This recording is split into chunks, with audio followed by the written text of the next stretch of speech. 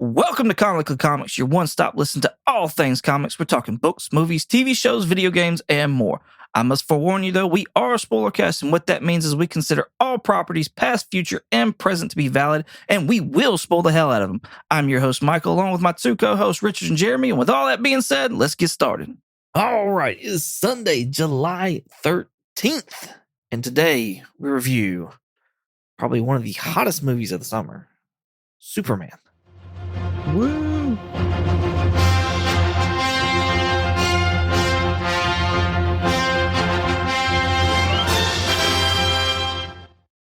But not that Superman. I would have gotten the James Gunn one, but it goes on way too long. So I picked this one. Yeah. More classic. Mm-hmm. So can't fault that. But y'all get the gist. New Superman came out, James Gunn, and we all got a chance to go and see it. So we're going to review it today. So as always, we got a little synopsis. Superman takes on his arch nemesis, Lex Luthor, in a battle of wits and brawn. So the average Superman story, I would say. Yep. Some little twists, though. Some stuff that I've never seen before, never heard talk about before. So that was fun. And then, oh my God, the first appearances.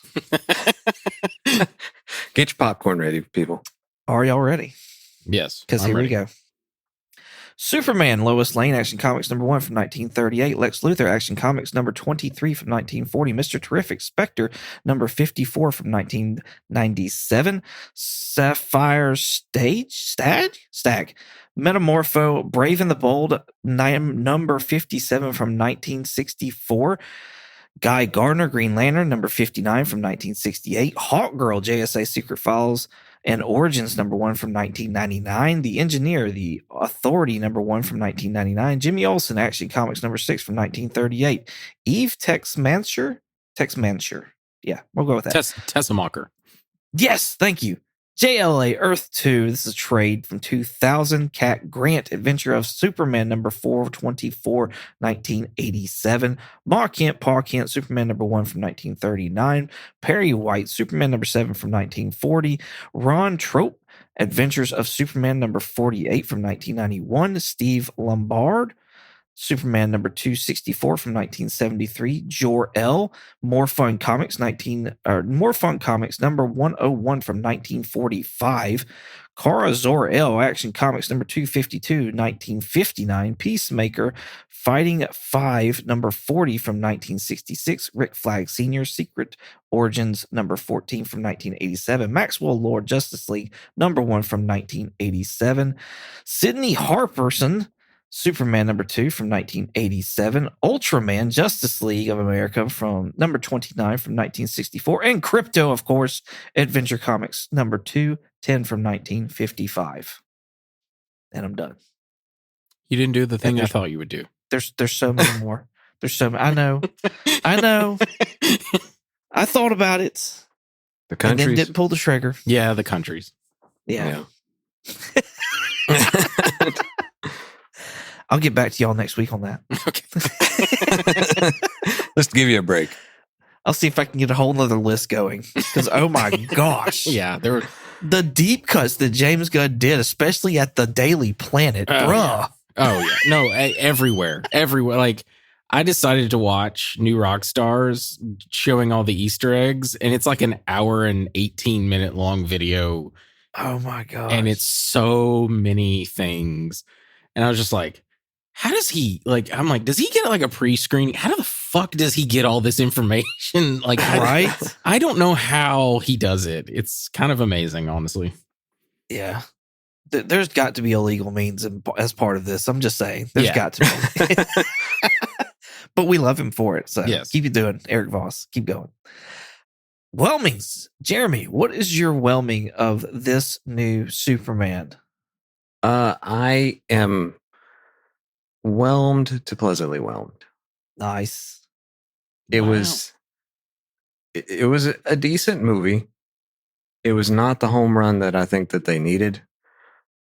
And I just didn't like that.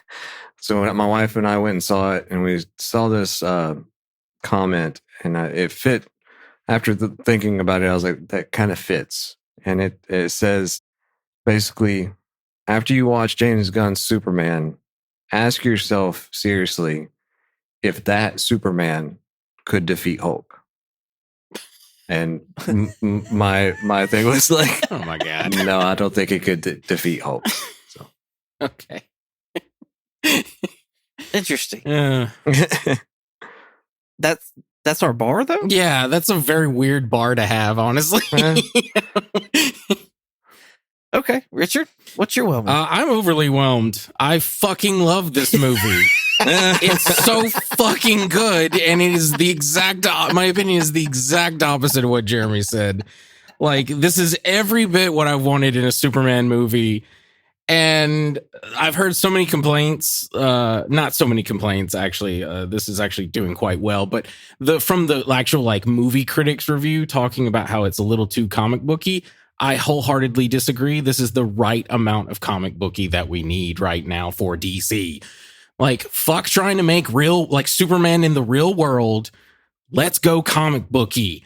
Like, let's do this. I'm tired of trying to make him grounded and real and all that stuff. So yeah, I'm overly whelmed. I think it's really good.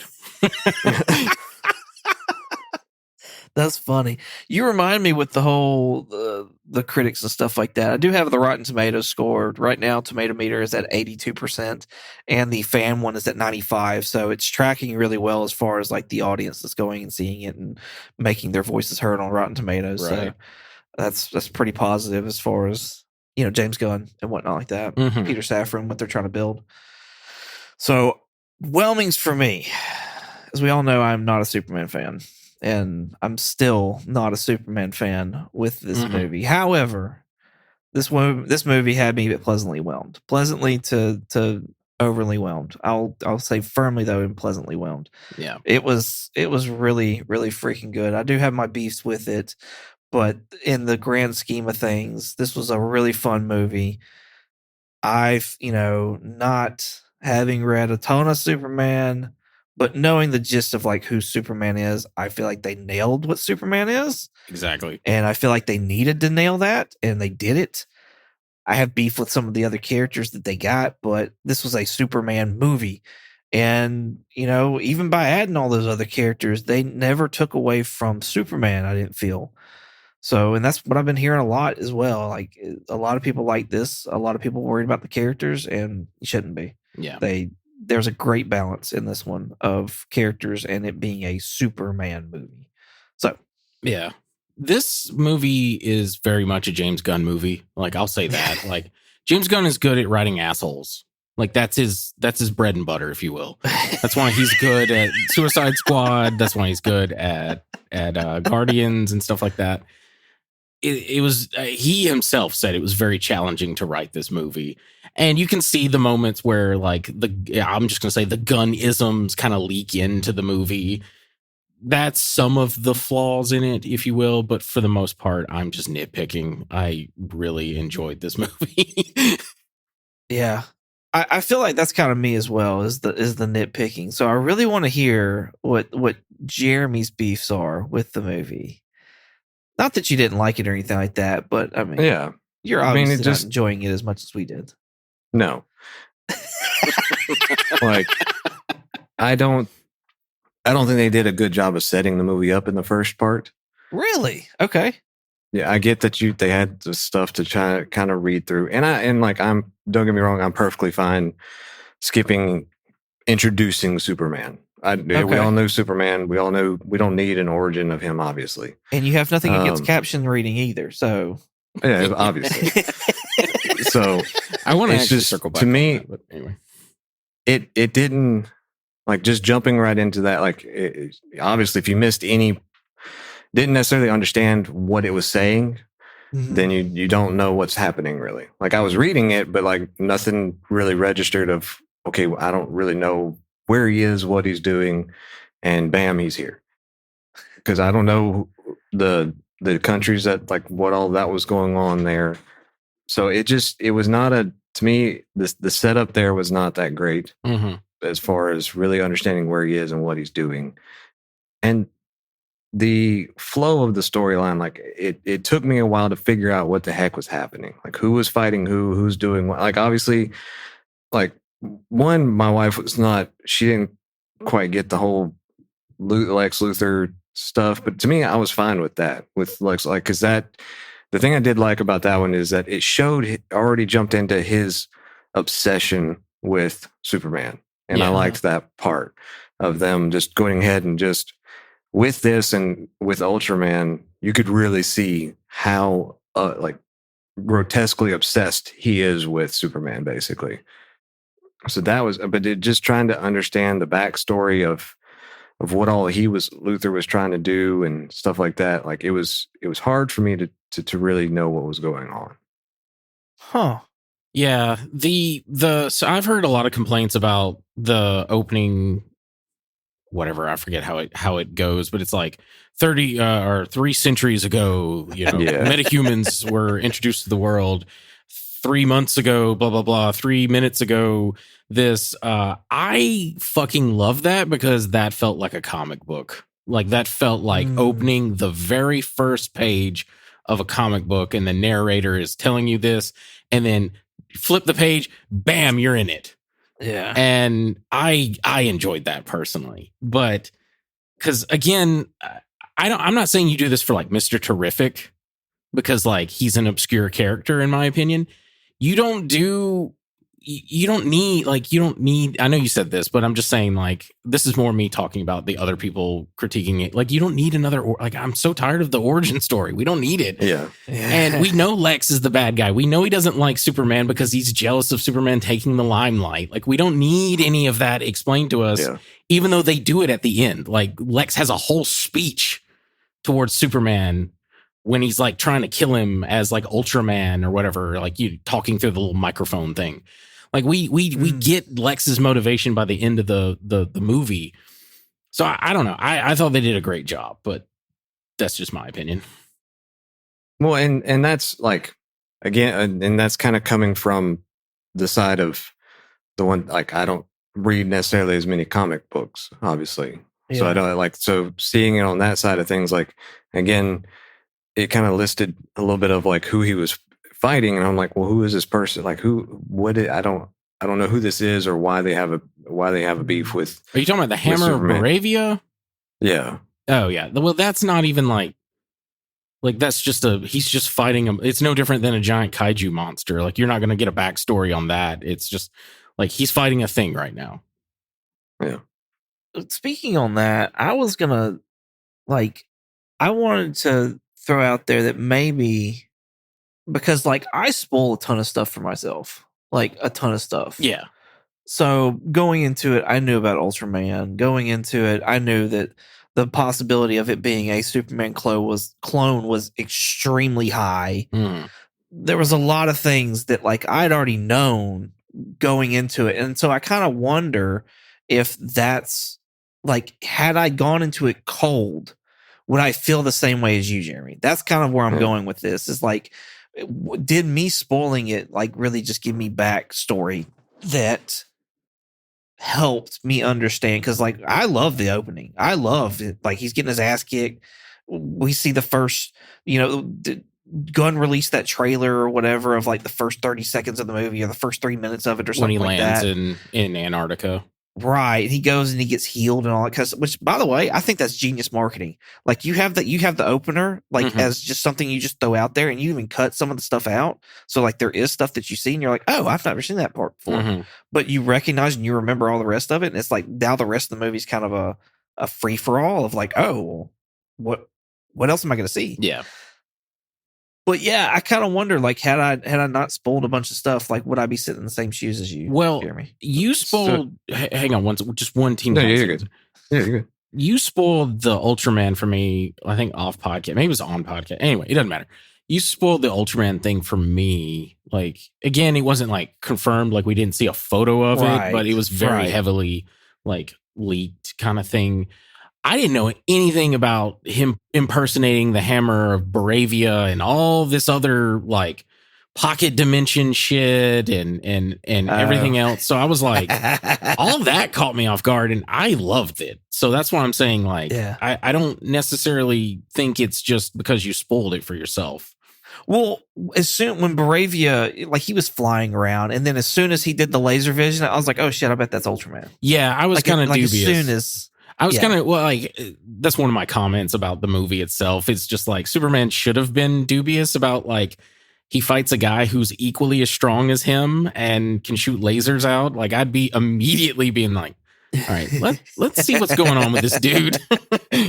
Anyway, I'm sorry, Jeremy. What were you going to say? No, you're fine. No, I had two, and so one of them was I didn't, and we probably obviously this shows my memory, but I didn't remember or know that trailer was the beginning. Like he had went in and said like this is the first 30 seconds of the movie. I didn't realize that. So it just flying into that, I was like, oh, we already get this scene. I thought we would have known what was happening, kind of thing. Oh yeah. So I did, and like I said, we probably talked about it, and I just forgot. Obviously, the other thing is Ultraman like in the comics? Is he a clone of Superman? Ultraman It's a bit of a long-winded answer there. Because I mean, like, like obviously they say something about Ultraman earlier in the movie, yeah. but you don't know that it's a clone of Superman. Right. So it like should, if you've read, like, I mean, I don't know, should you have known that it was Superman at that point? Or? This Ultraman's a mashup. Yeah, I was going to say, do you want me to take this, Michael, or you?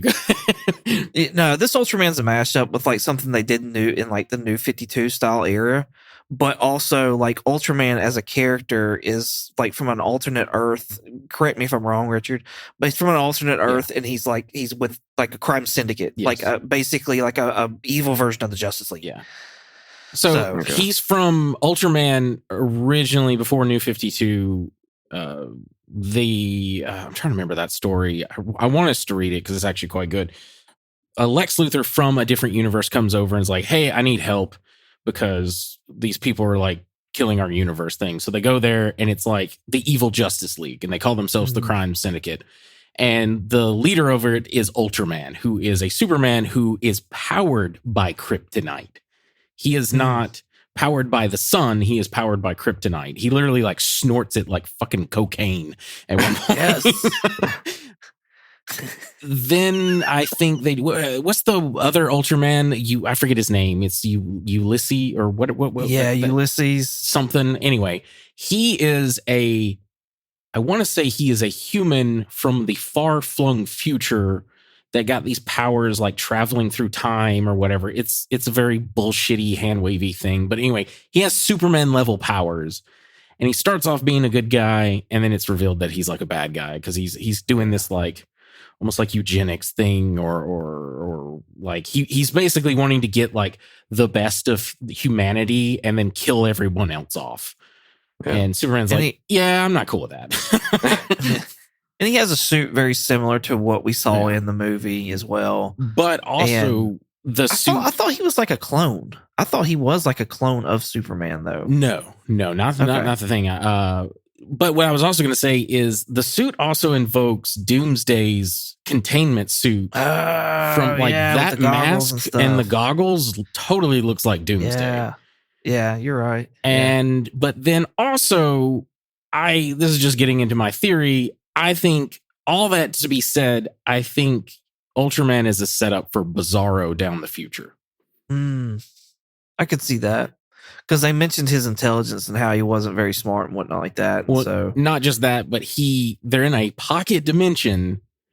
The anti-proton matter are weird little cubes that get sucked into a black hole. I could see that like the black hole fucking up this Ultraman. Those anti-protons form Bizarro World, which looks like a giant cube. It's Earth, but it looks like a cube. I didn't know that. That's cool. It's technically called like it's Earth backwards, whatever the fuck, however you say that. I don't know how to say that. Anyway. Yeah. So I don't know if Gunn is going to outright do another like Bizarro in the next movie, but I think he's leaving the door opening for making Ultraman Bizarro. Yeah, that would be cool. I'd like that. That would be cool. And just so you know, Jeremy, and our listeners who don't know, Bizarro typically is a clone of Superman that Lex Luthor tried to clone, but something bad happens and he gets fucked up and he loses his intelligence, and he usually says things like "Me am Bizarro" and all this stuff. So, Oh, I got you. And he says everything opposite as well. yeah, like if he says "I hate you," he means "I love you." Yeah. Oh, he just lives in opposite day the whole Yeah, time. no, Bizarro Right. World is kind of like opposite world. Yeah. What'd y'all think of the flying CGI stuff of him? Yeah, I was not a fan of that. To me, it felt like he was stretching, like he looked like Mr. Fantastic flying. See, I liked it. I saw this whole thing explaining because they used some sort of camera lens. It's the same lens that the same cinematographer and camera setup that they used to do Guardians 3 with Adam Warlock was the same exact setup, cameraman, everything that they used for Superman. Oh, The cool. only thing I saw in a behind the scenes James Gunn was talking about, they wanted wind to flow through Adam Warlock's hair, but they didn't know how to do it without fucking everything else up. So for David Cornsweet as Superman, they CGI his hair. So all that hair flowing and stuff, that's all CGI. So that's where my beef is. I think that's where my beef is, honestly, because my comment before even hearing you say all that is when we get to those like up front flying pictures. Yeah. It doesn't look like David Cornsweet to me anymore. Like he looks like a different person. And I know some people are like, oh, he's all cockeyed and all this other kind of stuff. And I'm like, I feel like sometimes I can see it, but sometimes I'm like, am I making myself see it? And so I just kind of like void that out. But I think that's what it is. I think like he just doesn't look like himself when he's flying. And I don't like that. See, I didn't, none of that picked up on that for me because I was just like, it looked like they were doing like a thing where he's going so fast, it's like stretching the image kind of thing. Because I love one of my favorite shots with him flying, and it's none of the like close up shots. It's when he's fighting the kaiju and he's like, "Hey, big guy, eyes up here," and he flies so fast that the camera can't like keep up. Yeah, I like that moment. I thought that was really cool. Which I get, like, I get that they're trying to do that imagery of him being so fast that he's stretching, but it just, I don't know. I didn't like it because it just felt weird. Like, because it's also the same camera technique I think that they used with, X-Men Speedster. What's his name? Oh, Quicksilver? Quicksilver. Yeah, I think it's the same style of camera work. You know, when he's like running really, really fast. Yeah. I think with the other ones, it's like everything stays in place. It's almost like, you know, on like TikTok and stuff like that, or like you'll see people dancing and it's like the background's moving, but it's really like that's just the focus is on that person. Yeah. Stabilized I feel like image. I feel like it's something like that where like everything stays in place and that person looks the same. Like I don't remember Adam Warlock looking different. I don't remember Quicksilver looking different. But when we got to Cornsweet, like to me, he just didn't look like Cornsweet anymore. And I was like, what? Like what? It's weird. It just threw me off. All the other flying scenes, like when you're not in his face, Yeah. I thought looked fantastic. Like flying through the fire and everything else. I was like, yes, like I loved it. I thought it was great. But it was those up close ones where I was like, it looked odd to me. Yeah. So, but I was fine because there wasn't a whole lot of that. But Yeah. Yeah, I think there's, I don't know, maybe like 5 scenes with it, maybe 3. I don't know. I can't remember. yeah, I don't feel like it was overwhelming. And the other one that like the CGI kind of, I don't know, felt weird or choppy was some of the fight scenes with Engineer. Like even the ones in The Fortress. there you go. I couldn't think of the name that they called it. The Fortress and the one in the field, on the baseball or football field, whatever one they were on. I don't know. It just felt kind of choppy. Like it just, like, I don't know. It didn't seem to move like it should. And some of the times I was like, I don't know if that was on purpose or what. But Yeah. I didn't mind it. I think I know kind of what you're talking about. I think it's just the way they designed her like nanite powers, but that character in general is just kind of odd to me. Like, Yeah. That's what I was gonna say. I really did not like her at all, and I don't feel like we necessarily got enough of her, which sounds weird me saying it out loud. mhm. But I think it's because in my mind I'm looking forward to, like, we're supposed to be having an authority movie. Yeah. And in my head, I was like, okay, well, we're just essentially going to do like the Crime Syndicate or something like that, because now we have this Bizarro style Superman. We've got the, the engineer here. Like, we're just going to do this mismatch and have like people to face off their opposites Mhm. for, a big Gods versus Monsters movie at the end of all this. And it's going to be like Justice League versus this Evil anti-Justice Justice, yeah. League. This, evil, the authority. And so I was like, okay, she'll take on, Mr. Terrific, and then this guy will take on Superman, and we'll just keep adding on to that. And then, we get rid of Ultraman at the end, for the time being, anyways. Yeah. And then we don't really like address the engineer. And then I don't know, she's just weird. That I don't know if this is the way the actress played her. I don't know if that's the way she's wrote. I was not a fan. She was weird. Yeah. I I had beef. It's mostly, this is like nerding stuff, but like when she uses the nanites to like suffocate Superman, I was just like comic book Superman, animated Superman would just spin around really, really, really, really fast, and like none of those nanites would be able to like get on his face. And I was just like, why aren't you doing that? Why aren't you? And he literally does it later in the movie when all the like raptor men are on him. And I was just like, why didn't you do that? I was thinking, why didn't you just blow cold air? Yeah, that would have worked too. Just freeze them all. They're all there Mhm. anyways. Just Yeah. and they're all frozen. So I don't feel like we got to see most of his power. Like, we got to see him fly a good bit. We got to see the laser vision. I think we got to see it more from Ultraman than we did the actual Superman. Mm-hmm. We saw his breath power in it being cold a few times. Like, it got him out of a black hole. It rescued the dog that just would not go. I was like, that's my dog right there. Dumbass won't move. My wife and I, we have a Westie, which is a terrier, and we were like, that is big terrier energy right there. That is just big terrier energy. He's just like, no, I'm gonna fucking take on this giant kaiju. and then like he slides into the tree, and I feel bad because he hits it like on his I back. And I'm like, know. poor buddy, but you should have got your ass out of the way. Like, you had a chance. Yeah, like I love that they make Superman like hokey. Like he even saves like squirrels and stuff. Yeah. Yes. But when he blew the dog, I was like, no, oh, poor dog.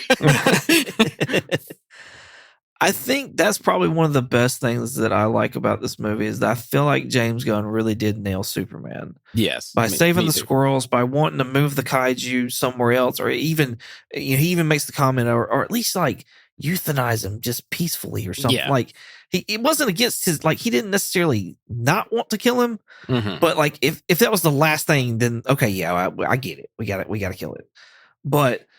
I think I just feel like they really nailed Superman on this as far as just who Superman is. Yeah. So no. even the conversations with Lois, Mhm. like they were going to kill people. Like Mhm. that's all it is in his brain. Like it doesn't matter who's in charge. Mhm. It doesn't matter the hierarchy. I don't put myself above, but they're going to kill people. Like Yeah. So Yeah, no, I love the message of this movie. There is one thing, like they absolutely make Superman like to a T. My one kind of beef.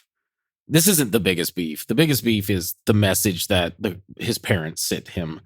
That's the biggest change here that I really don't like. But when he sticks his arm out for Ultraman to get hit, I feel like that's a, I'm not going to kill you. I just don't have to save you kind of moment. And even though it is this like brain dead clone of him, it's still a living person. So I felt like James Gunn should have wrote it to where, like, because he is a moron and he only knows how to fight when Lex is giving him commands, that like he's about to like maybe deal the final blow to Superman, and then like debris hits him and knocks him into the black hole kind of thing. But again, I'm nitpicking here. Yeah. But that was one of those moments. I'm like, you saved a squirrel, you saved that, but like the clone of yourself, you're just gonna let die in this black hole thing.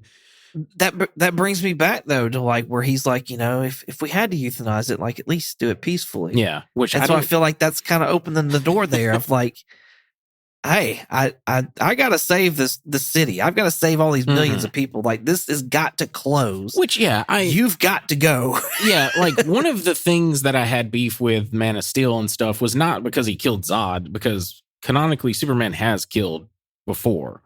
He tries not to. Like all of the superhero, like Spider-Man has killed, Batman has killed. Yeah, like yeah. they try not to, but like they have before. And it was mostly the like he just looked so depressed and didn't want to save anybody and stuff like that. And he just didn't really invoke the hokiness that we get in this movie. And I feel like they nailed it. But Yeah. going back to my biggest beef with this is that message. Now, I know Gunn did it for a reason, because the message of this movie is you are what you do, the choices you make, the actions that you do is what makes you.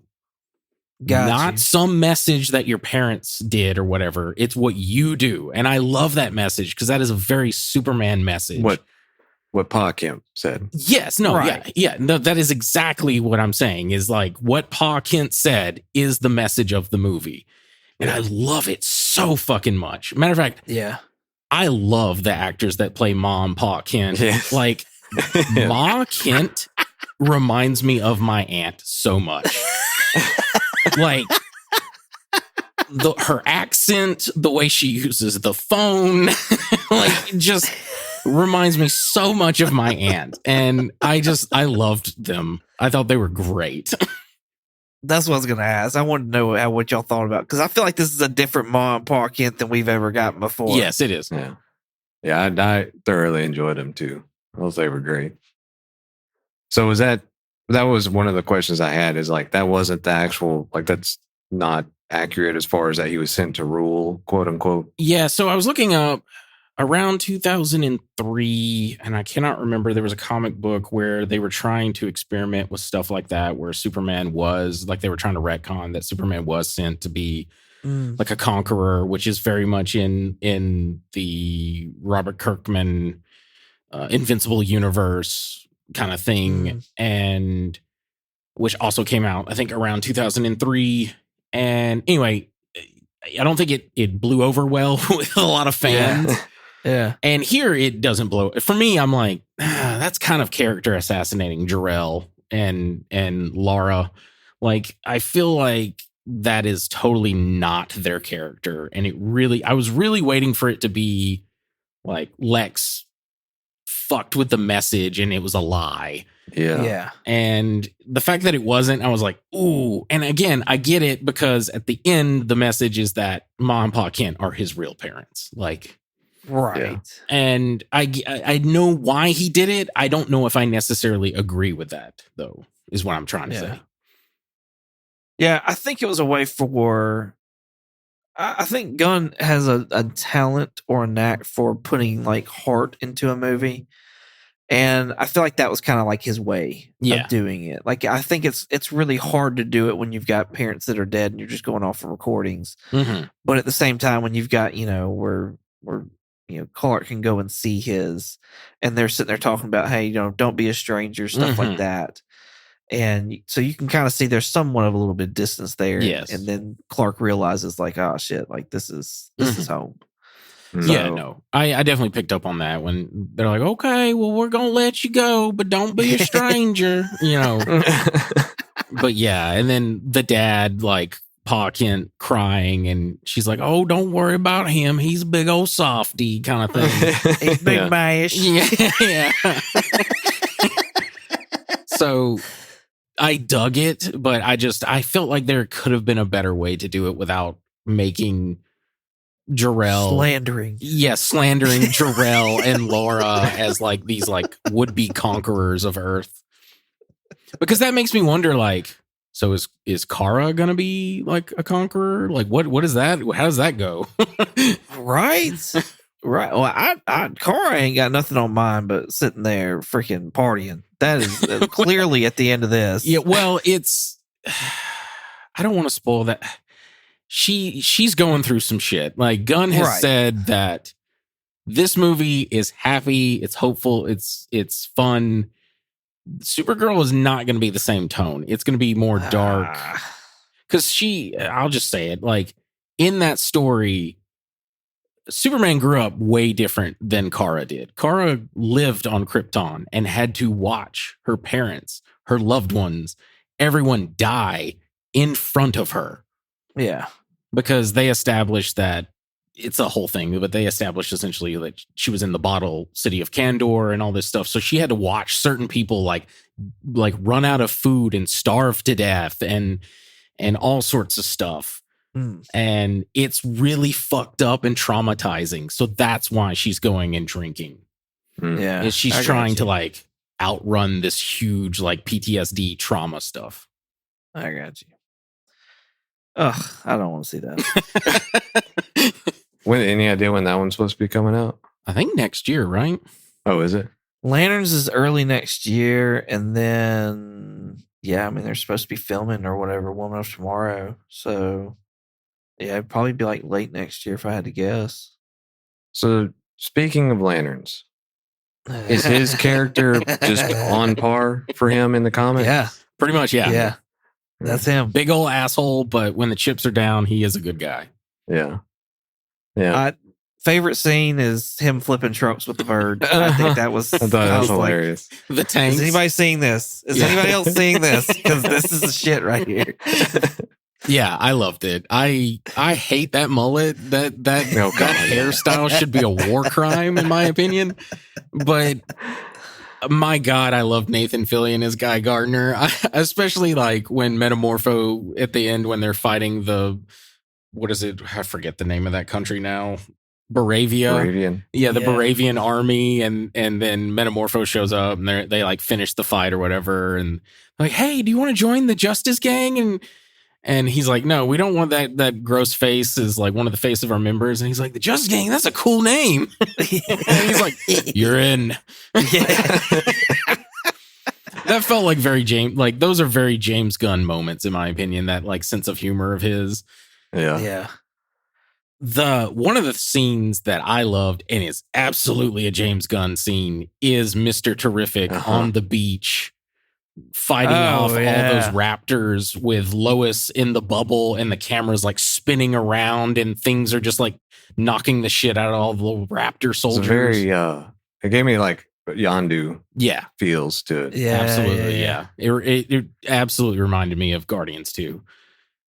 I'm trying to remember my favorite fight scene, because visually it just looked fucking cool, was in the Pocket Dimension, and Superman's trying to save the baby Metamorpho, and he's in that like river of anti-protons, and then like the black holes in the background. I just thought visually that looks so fucking cool.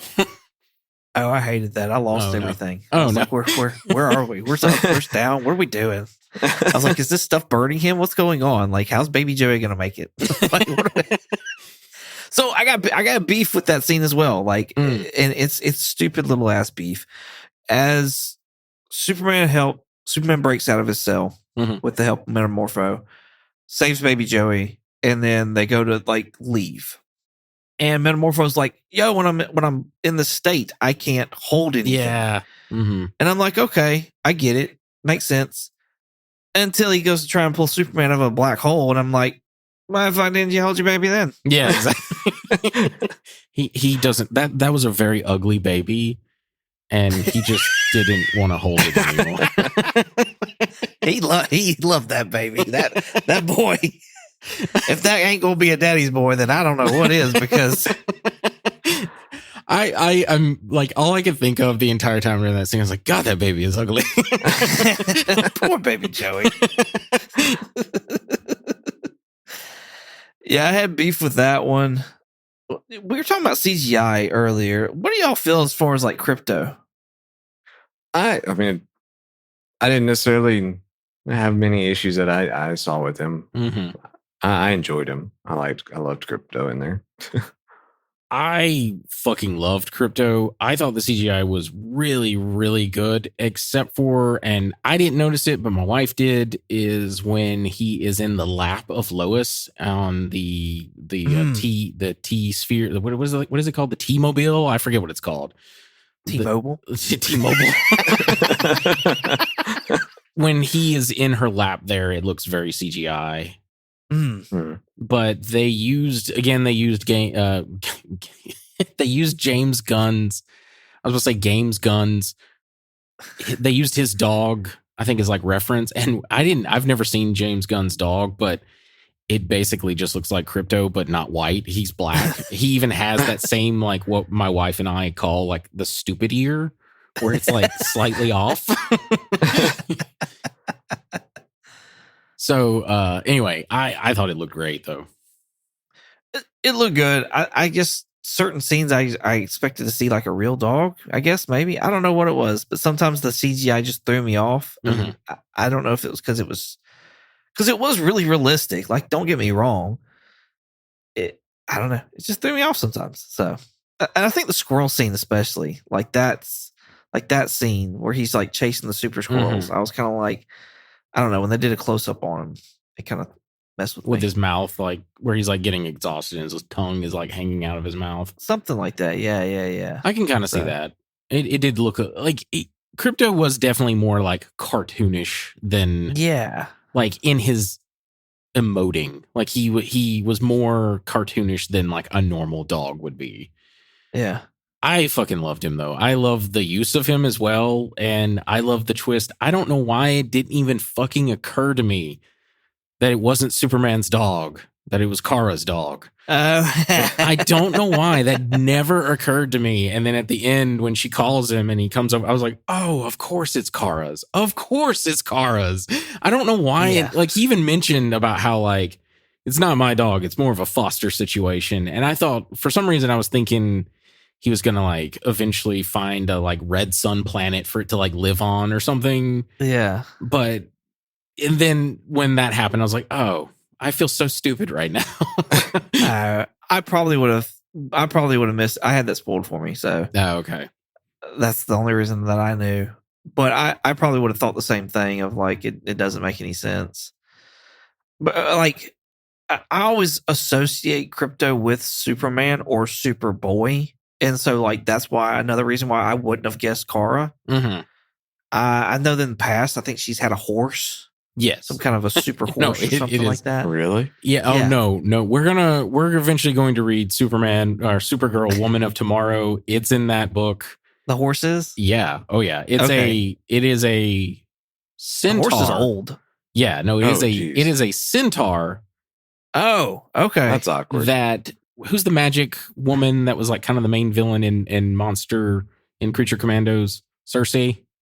Oh, yeah. Cersei turned into, I think, a Pegasus, if I'm not mistaken. What is happening? Yeah, no, it has this ridiculous backstory. And then I think he turns into a man at some point in the comics. Like I think so. It's Woman fucking of Tomorrow, yeah. Yeah, it's fucking weird. I don't think we're getting any of that. I think what Gunn is doing is like, nope, we're not doing that. It's just Crypto. Crypto's her pet, and that's what we're doing. Right. We're making that less convoluted and weird.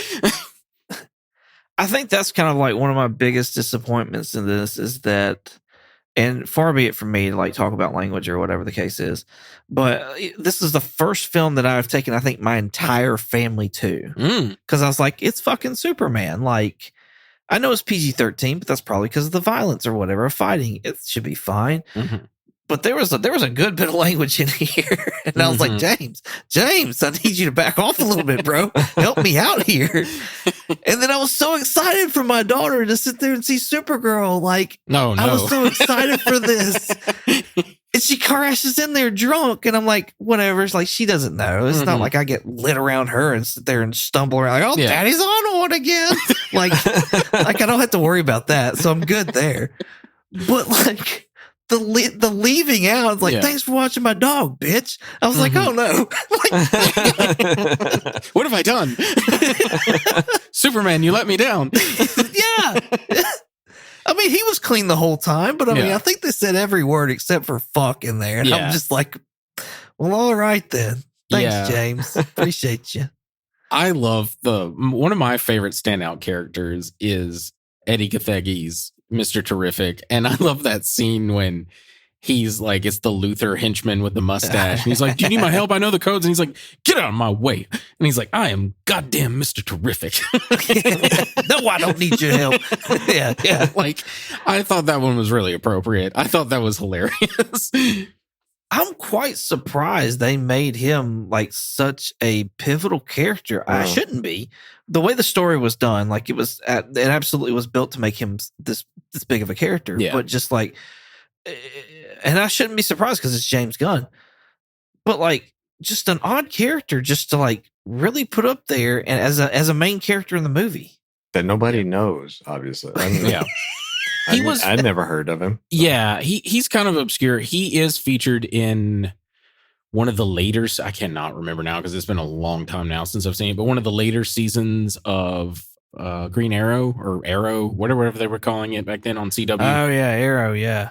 But yeah, for the like, if you watch like the Justice League animated series, you would know who he is. If you read the comics, you would know who he is. But that's about as far as it goes. Like, or that one CW series. But yeah, all you really need to know is he's kind of like this universe's Reed Richards in the sense of he's like one of the smartest people on the planet, and he has those like T spheres that he like flings around at. Yeah. I think him and John Constantine were like the only two to survive the deceased. Like some of they were like really? it was like him. It was they teamed up to do something in one of those one shot stories or whatever. And I was like, oh, that's pretty cool. And he's not even the first Mr. Terrific either. He's the second one. So there was actually a Mr. Terrific before him. I didn't know that. Yeah, he's actually the second one. So that's cool. At first, I thought I wasn't gonna like him because he was very like monotone and stuff, and like just kind of emotionless, which I know is kind of the character. But as like time went on, he grew on me, and I was like, I kind of like this guy. Like, I especially love the moment where he's like, "You brought that dog here, man." Yeah, I really enjoyed him. He was one of my favorites in the movie, and then Jimmy Olsen, I think he did a good job too. Oh my gosh, I enjoyed him. Let's talk about Big Dick Jimmy. Like that's the note I wrote down for this.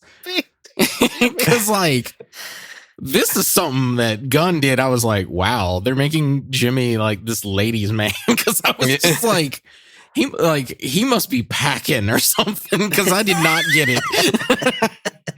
But I loved when he gets a text message from Mutant Toes. Yes. My wife leaned over to me and she was like, who's Mutant Toes? And I just looked at her and like shrugged. I was like, I don't fucking know. And then it ends up being Eve Tessemacher. And I was just like, oh, that's funny. And like the whole like because she's the actress that when they were doing all the casting listings, she's like an ex Victoria's Secret model. So I was like very dubious about her acting skills. And anyway, it's just funny because like she's like, you know, a supermodel. So and he's like just totally not into her at all. I thought that was really funny though. Yeah. I think she did a good job too, though. Yes. Oh yeah, no. My wife liked her acting as well. Like she was like, yeah, no notes. I thought she played that character great. Yeah. I don't think anybody really did a bad job as far as acting goes in this. Like with the parts that they were given, there was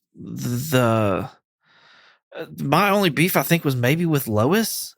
And honestly, I think it's just more that I just don't like the character. Yeah. Oh, I think they nailed Lois in my opinion. Like her not pulling any punches with the interview with Superman, her like throwing herself into the thick of it to save Superman. Yeah. Like them, like the whole fucking the Daily Planet crew onto the T-Mobile ship, whatever the fuck it's called. And like they're writing the article like while flying off. Like, I don't know. I thought they nailed Lois for this. Well, and that's why I said, like, I just don't think I like the character now. Yeah. Like, I think that's what it is. Well, I do like, and I like that. Obviously, James Gunn brings it with him, but I enjoyed all the music in the movie. Mhm. I thought it all went really well. Yeah.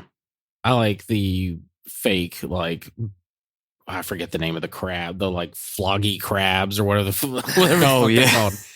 Yeah. I didn't know this about James Gunn, but watching some behind the scenes stuff, he was in a punk rock band when he was very young. Really? So yeah, I think that whole like I'm a punk rocker thing with Lois and both Superman is kind of James Gunn eking his own personality onto them. So yeah, I thought that was cool. What did y'all do? Just because we're kind of running out of time, what did y'all think of Lex? What did you think of what's his name? Holt. I done forgot Nicholas his name. Holt. Nicholas or Michael Holt? No, one of it those. is Because the other Nicholas- one's Mr. Terrific. Nicholas. Holt. Michael Holt is Mr. Terrific. Nicholas Holt is the actor Yes, that plays Lex Luthor. yes. I really enjoyed him. Like I said at the beginning, I think he did a great job of, portraying the obsession with Superman. I thoroughly enjoyed him. This should be expected, but he was my favorite character of the entire movie. Really? Okay. I Yeah. really thought you weren't gonna like him. I loved him. Oh, good.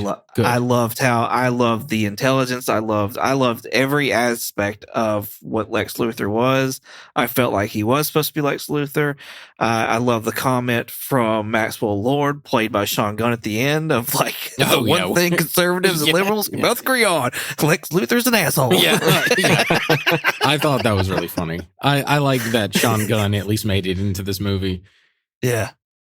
Yeah, no, I absolutely dug. I was very not conflicted. I wasn't even conflicted. I'm like the opposite. I was very sure of myself of Nicholas Holt nailing this role, and Yeah. I thought he did. I thought it was Mm. such a great performance as Lex.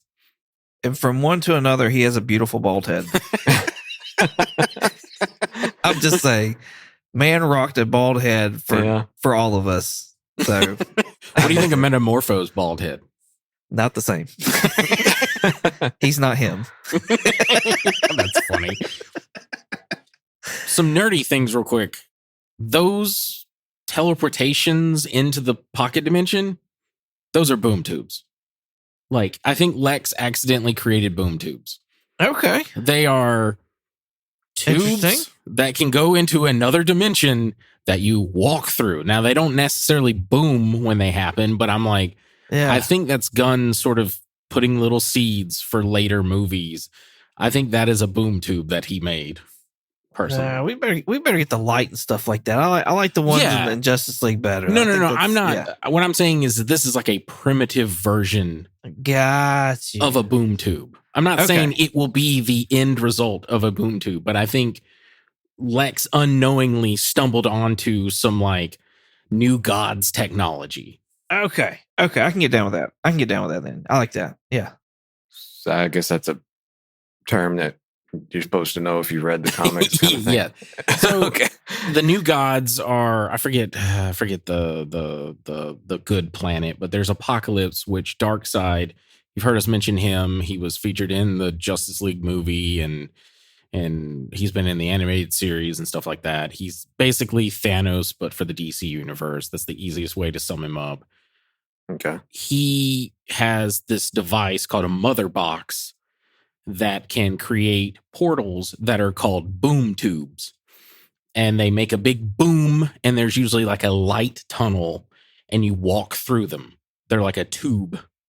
And you, They're essentially teleporters from Star Trek. yeah, well, yeah, they don't do like the whom and like you're just Right. there. Like you have to physically walk through this like light, this tunnel made of light, Yeah. and then you end up on the other side in the another dimension, another world, wherever it is.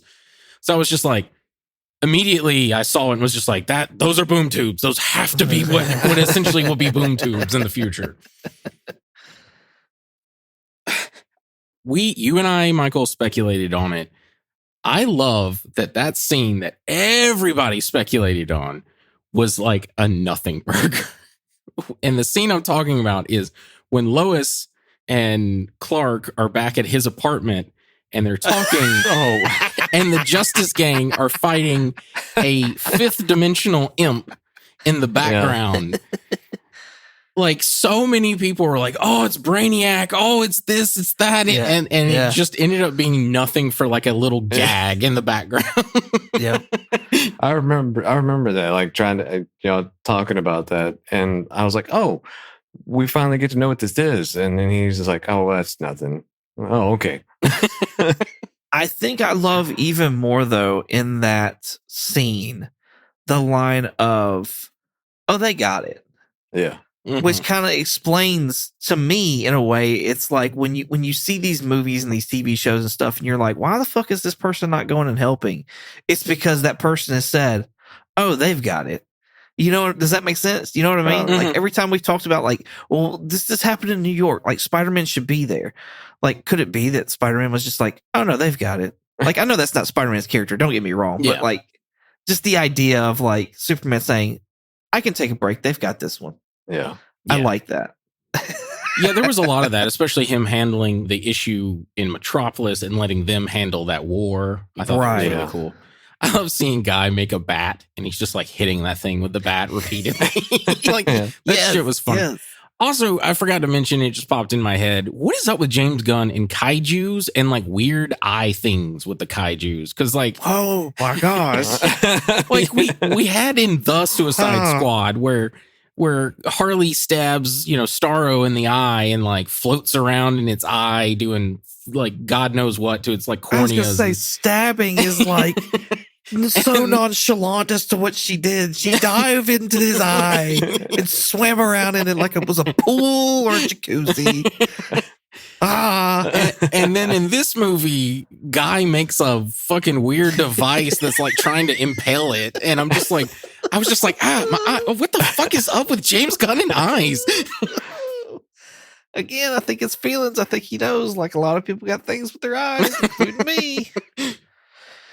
Can I just say real quick that Hawk Girl was disappointing to me? And this whole her screeching around everywhere was just like, that you've got problems, you need to go drinking with Kara. In bird culture, this is considered a dick move.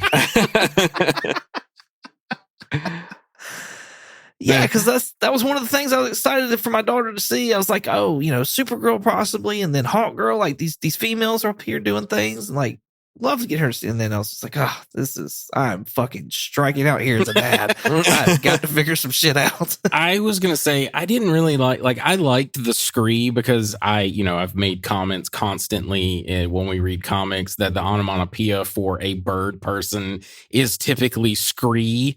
Like they just say like scree and do whatever. Yeah. And of course she does it multiple times throughout this movie, which I thought was really fucking funny. But I was going to say, I was a little disappointed in her. I didn't think she was all that interesting. And she kind of seemed like she reminded me a lot of like Henry Cavill's Superman of like, oh, I don't want to be bothered. Just leave me alone.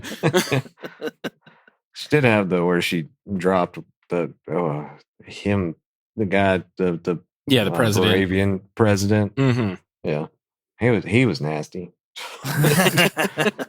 He was I thought he was like, they showed him on screen like the first time you see him, he's on like a TV screen and they're like doing a news report about him, and I was like, is that fucking Albert Einstein? Who the fuck is that? All right, so. We were theorizing the Superman robot that Alan Tudyk played. Would it be Kal-X? And turns out, nope, it's just Gary. Just Gary. Just simple, straight to the point. Gary. Solid name. I thought that was. He was like, well, number 4's a name. He's like, yeah, but it's not a name like Gary. I kind of wonder if something's going to happen with old Gary. Like, is he going to turn? Is he going to flip? Is he going to, like, I don't know. Especially when he was like trying to commit suicide there. I don't know if he was trying to fix himself or finish himself off. But when he's like just jabbing himself in the head with the screwdriver, I'm like, are you trying to fix it? Or Yeah, I think are the you just joke. trying to end the turmoil? Like, I think the joke was he was trying to fix himself, but he was so broken it was just like jabbing himself. But yeah, that's it, man. That's kind of all my notes. Oh, actually, one more thing. Sorry. There's a horrifying thing in this movie that Gunn just casually just puts there and mentions nothing of it. And it's this ferryman inside the pocket dimension who he dubs as Mr. Handsome. And I was like, what the fuck is that? What is that? Right. Why is that there? yeah. I have nothing. Yeah. Like, where'd he get him from? And like, what, I don't know. Just what is he? What, yeah, I'm going to assume since he was dealing with clones, he's some sort of like failed clone. I don't know. But, and I kind of wonder if it is a failed clone of Superman since he calls him Mr. Handsome.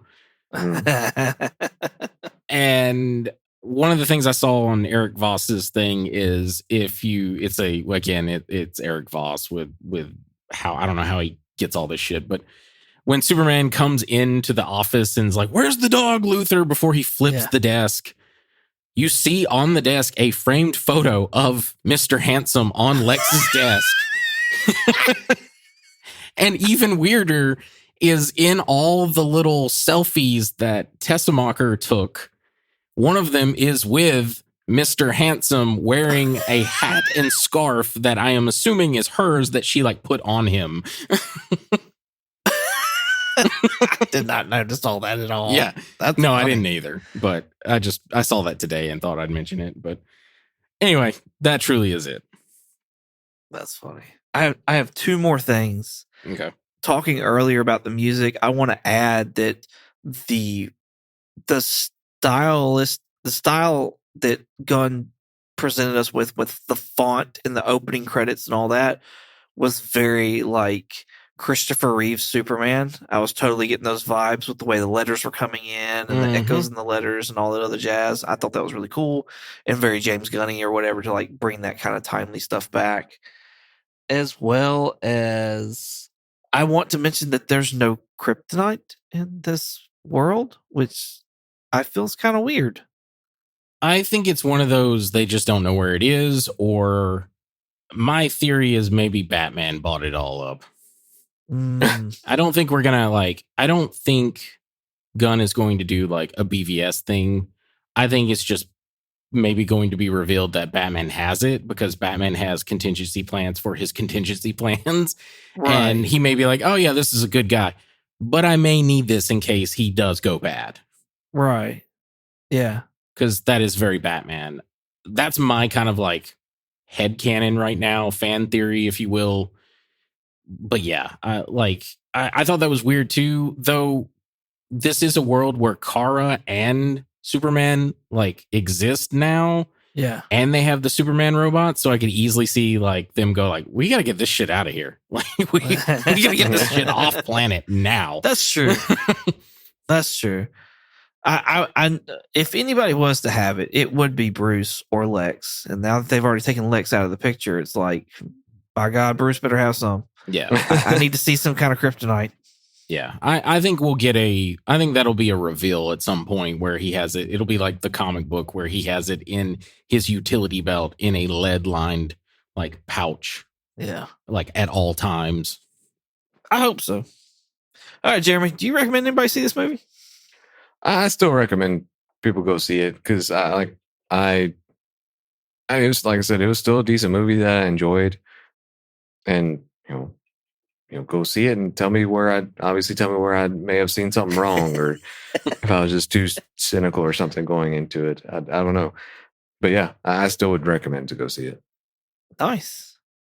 Richard, I feel like we know your answer, but it'd be rude of me not to call you out. Yeah, no. I do, obviously, but I'm just going to use this moment because I forgot to mention the box office opening. So for the worldwide, it earned $217 million. It is currently, that is as of Sunday, it is currently not doing well overseas. It's only made $95 million overseas. Domestically, though, it is made 122 million. So I think that puts it in the second biggest box office opening for this summer. I think it is now Nice. beat Lilo and Stitch, but it's coming well behind Minecraft movie. Okay. But still, I think what I'm basically saying is, yeah, get out and see it because it needs to do well for them to make more. Right. Yeah. But I think it may be safe as far as Yeah. we may see some more. From what it sounds like it's covered what it costs to make the movie, but that's not including the like promotional stuff.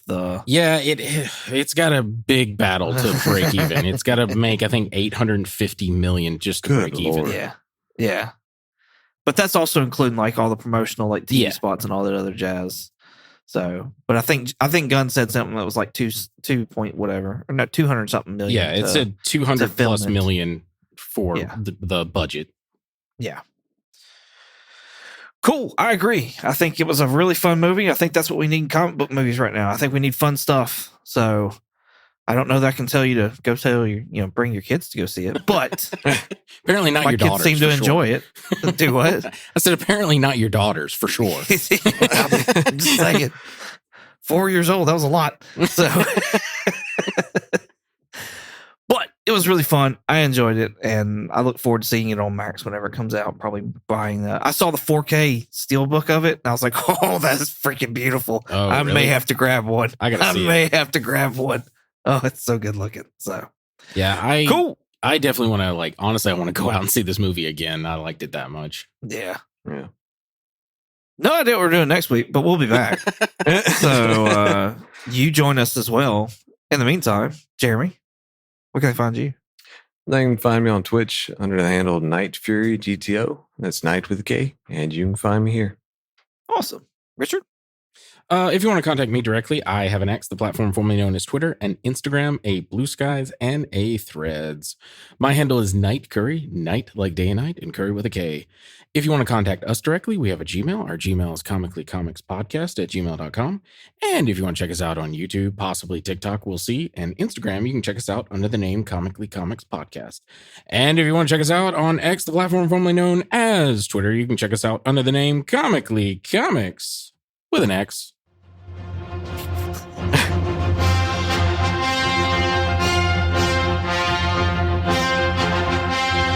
Comically Comics. They're so confused now. Comically Comics with an X, but that's Superman, so is it with an S? I don't even know anymore. Oh no, I didn't even think about that. Oh no, what have I done? You can find me on Instagram, eBay, and Shortbox22_comics. You can also find me on YouTube at 22 Comics. Thank y'all so much for listening. Hope you enjoyed it as much as we did making it. Well, all that being said, say goodbye, Jeremy. Bye, Jeremy. Bye, Jeremy. Bye.